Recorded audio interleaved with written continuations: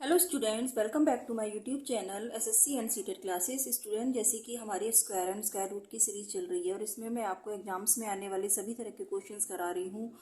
तो आप इस वीडियो को अंत तक देखिएगा, क्योंकि मैं आपको इसमें डिफरेंट टाइप के क्वेश्चंस कराती हूँ ताकि आपका एक भी क्वेश्चन मिस ना हो जाए।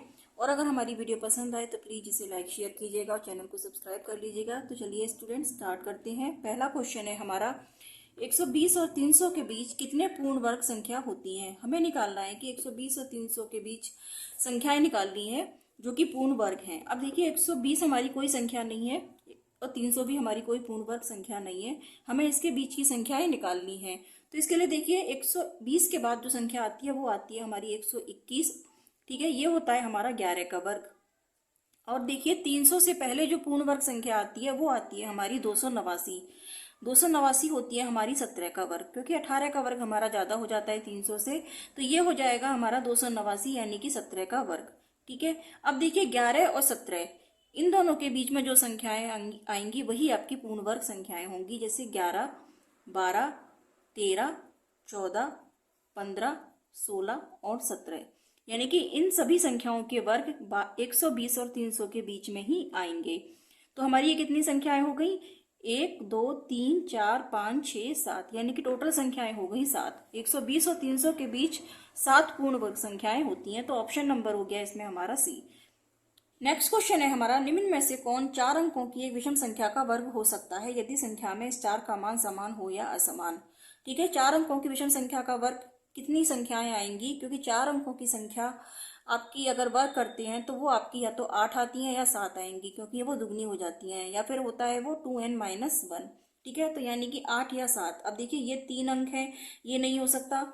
ये आपके 1, 2, 3, 4, ये 4 अंक हैं, ये भी नहीं हो सकता। 1, 2, 3, 4, 5, 6, 7, इसमें 7 अंक हैं। और 1, 2, 3, 4, 5, 6, 7, 8, इसमें 8 अंक हैं। तो या तो ये हो सकता है या ये हो सकता है। अब देखिए, इसमें मैंने आपको बताया था कि जब भी किसी भी संख्या का हम वर्ग निकालते हैं तो संख्या के इकाई अंक में 2, 3, 7 या 8 कभी भी नहीं आता। अगर कोई संख्या पूर्ण वर्ग है तो उस संख्या में कभी भी 2, 3, 7 या 8 का अंक नहीं आएगा, क्योंकि यहाँ पे 3 का अंक आ रहा है। तो इसका मतलब है कि यहाँ ये वाला नंबर नहीं हो सकता। तो हमारा आंसर क्या हो जाएगा? ये वाला, यानी कि 3 और बाद में 9 आ रहा है, तो ये हमारा पूर्ण वर्ग हो सकता है। ये संख्याएं भी आपकी कितनी है? 7। तो आंसर हो गया हमारा इसका आंसर नंबर सी। अब देखिए, नेक्स्ट क्वेश्चन है हमारा, व्यंजक 5.84 into 5.84 plus 5.84 into star plus 0.02 का स्क्वायर एक पूर्ण वर्ग बनाने के लिए स्टार का मान क्या होना चाहिए। हमें देखिए, ये जो संख्या दे रखी है, व्यंजक दे रखा है, ये हमारा किस फॉर्म में है? ये A square plus 2ab plus B square इस फॉर्म में है, क्योंकि ये हो जाएगा हमारा 5.84 का square plus 5.84 into star plus 0.02 का स्क्वायर। अब हमारा जो ये ए स्क्वायर हो गया, ये हो गया हमारा बी स्क्वायर। ये जो बीच वाला नंबर है इसे हमें 2ab बनाना है। 2ab बनाने के लिए इसमें देखिए, आप ए तो आपको दे रखा है, ठीक है, ए की वैल्यू 5.84 दे रखी है, तो 2b की वैल्यू आपकी क्या होनी चाहिए? 2 इंटू बी। ठीक है, 2 इंटू बी क्या होना चाहिए? 2 इंटू बी है हमारे पास 0.02, यानी कि ये हो गया आपके पास 0.04। ठीक है, तो यहाँ पे स्टार की वैल्यू क्या आनी चाहिए? 0.04।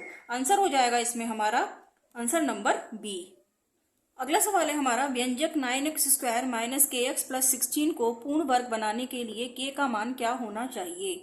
अब ये भी देखिए, हमें ये फॉर्म हमारी किस तरह की दे रखी है? 9x स्क्वायर माइनस के एक्स प्लस 16।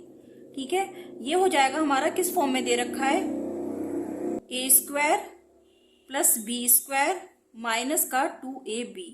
ठीक है, तो ये हमें बनाना है a माइनस बी का होल स्क्वायर बनाना है।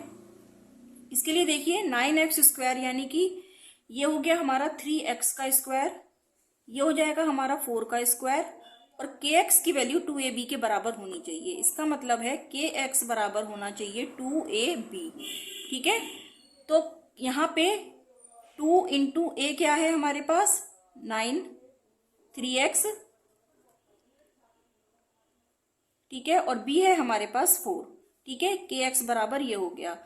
तो आप देखिए, यहाँ पे x से x कट गया तो k की वैल्यू आ गई 2 × 6 = 24।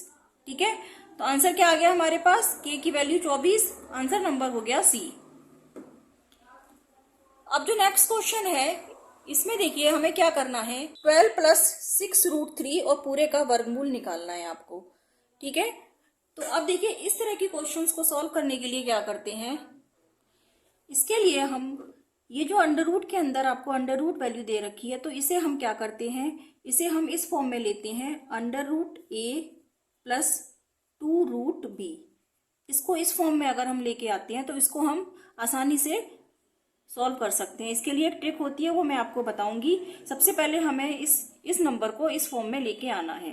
तो देखिए इसको मैं ऐसे लिख सकती हूँ, अंडर रूट 12 प्लस 2 × 3√3। इसको मैं ऐसे लिख सकती हूँ, 2 तिया 6, ठीक है, और अंडर रूट 3। अब इस 3 को मैं अंदर ले जाऊं तो क्या हो जाएगा, अंडर रूट 12 प्लस 2√3 तिया 9, 9 अंदर चला जाएगा, 9 तिया 27। अब देखिए अब इसके लिए क्या करते हैं, ये इस फॉर्म में आ गया, अंडर रूट ए प्लस 2√b। अब ये जो अंडर रूट के अंदर जो संख्या होती है, यानी कि जो 27 है, इसके ऐसे टुकड़े करने होते हैं या ऐसे फैक्टर करने होते हैं जिनका गुणनफल तो 27 हो और उनका योग 12 आना चाहिए।